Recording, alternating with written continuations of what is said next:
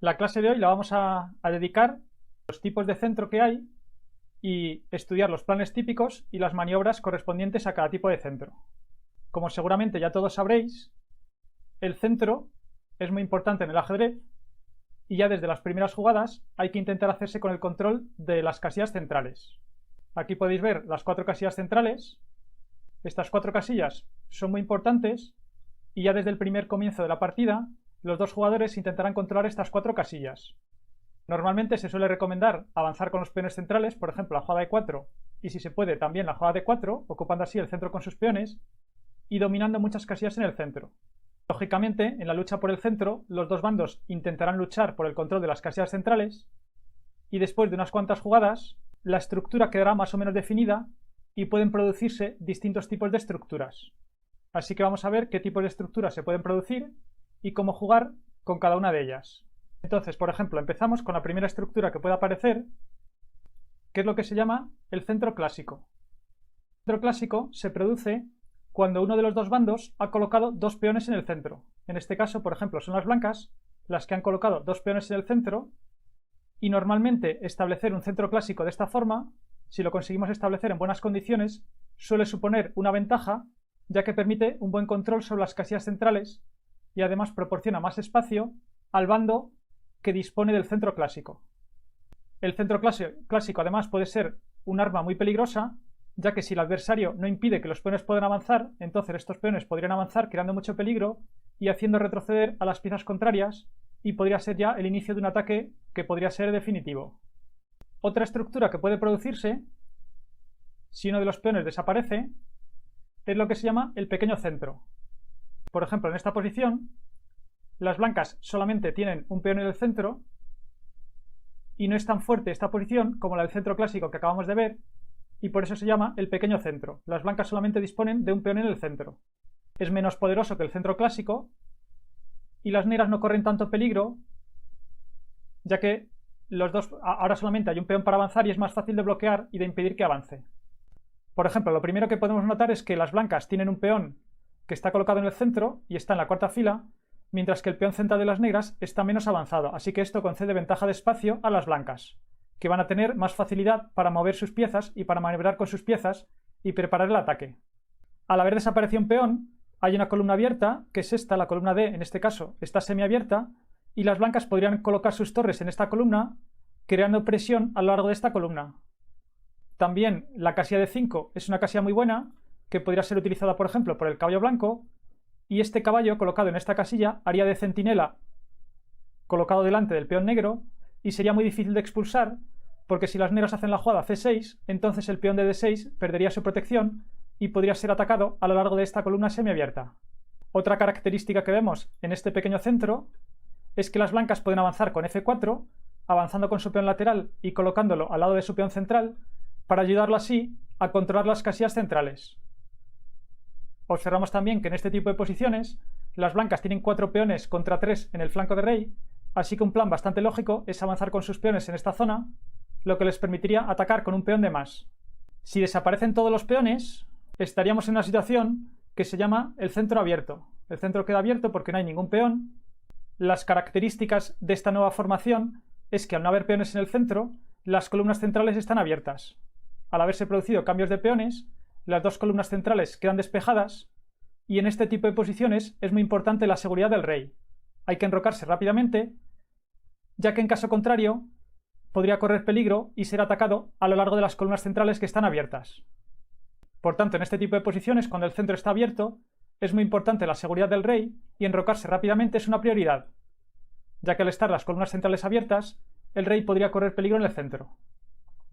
En este tipo de posiciones es muy importante poner rápidamente al rey en seguridad, como ya hemos dicho, y además el ataque suele producirse con las piezas, ya que al haber líneas despejadas, las piezas pueden entrar rápidamente en juego e invadir en el campo enemigo para atacar rápidamente contra el rey contrario. Una vez que se ha puesto el rey en seguridad con el enroque, las torres podrán ocupar las columnas centrales para atacar así rápidamente contra la posición del adversario. Por ejemplo, un típico plan sería doblar las torres en una de las columnas abiertas para luego invadir en el campo enemigo. Y como ya hemos dicho, en este tipo de posiciones, el ataque con las piezas es más importante que el ataque con los peones, ya que los peones llegarían muy tarde.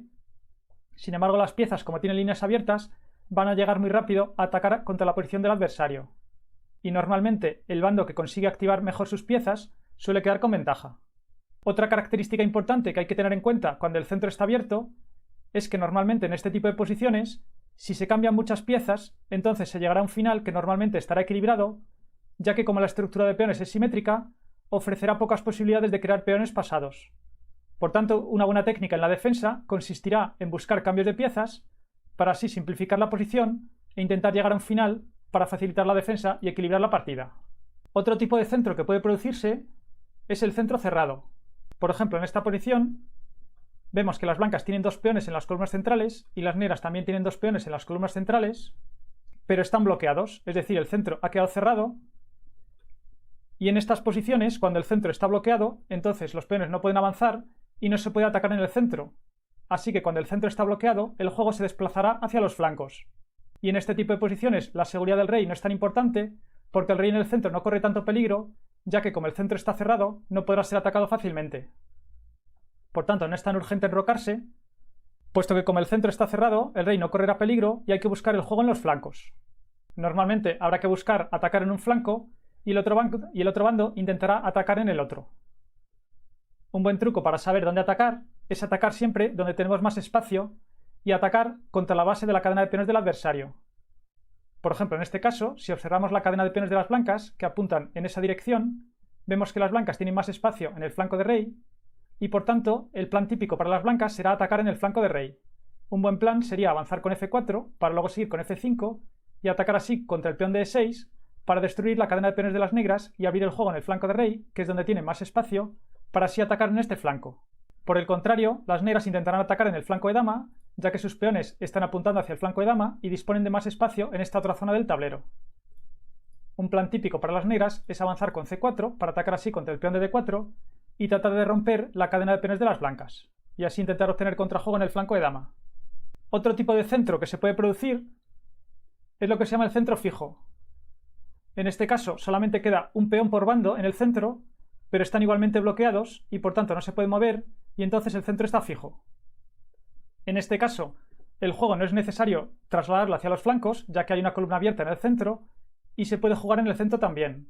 Las características de este tipo de centros es que hay una columna abierta, así que es importante ocupar con las torres la columna abierta y además el peón que está en el centro controla dos casillas, en este caso por ejemplo el peón de E4 controla la casilla de 5 y la casilla de F5 y estas dos casillas serán unas buenas casillas para colocar las piezas. Así que en este tipo de posiciones un plan característico será ocupar con las torres la columna abierta y tratar de ocupar con las piezas menores las casillas de 5 y F5 que serán excelentes puestos en el campo enemigo. Y finalmente, otro tipo de centro que se puede producir es lo que se llama el centro fluido o centro dinámico. En este tipo de posiciones el centro todavía no está definido y por eso se dice que está fluido o está dinámico porque puede moverse y pueden producirse distintos tipos de centros. Por ejemplo, en esta posición, de momento hay mucha tensión en el centro ya que se pueden producir muchos cambios de piezas o los peones pueden avanzar y se podrían producir distintos tipos de centros. Cuando los peones están en contacto y se pueden producir cambios, entonces se dice que existe tensión en el centro. En este caso, por ejemplo, si las blancas avanzan con su peón y hacen la jugada de 5, entonces se pasaría a un centro bloqueado, con las características que hemos visto antes. O si en esta misma posición las blancas cambian peones, por ejemplo hacen la jugada D por E5, entonces después de D por E5 se llegaría a un centro fijo en el cual las blancas tienen un peón y las negras tienen un peón en el centro pero están bloqueados y el centro está fijo y entonces vemos que hay una columna abierta y que el peón de E4 controla las casillas de 5 y F5 y habría que intentar conseguir los planes que hemos visto antes. O bien las blancas pueden hacer otro tipo de jugada manteniendo la tensión y manteniendo de momento el centro dinámico. Bueno, ahora hay otros tipos de centros, pero bueno, en general estos son los más comunes y básicamente estudiando estos tipos de centros pues podemos hacernos una idea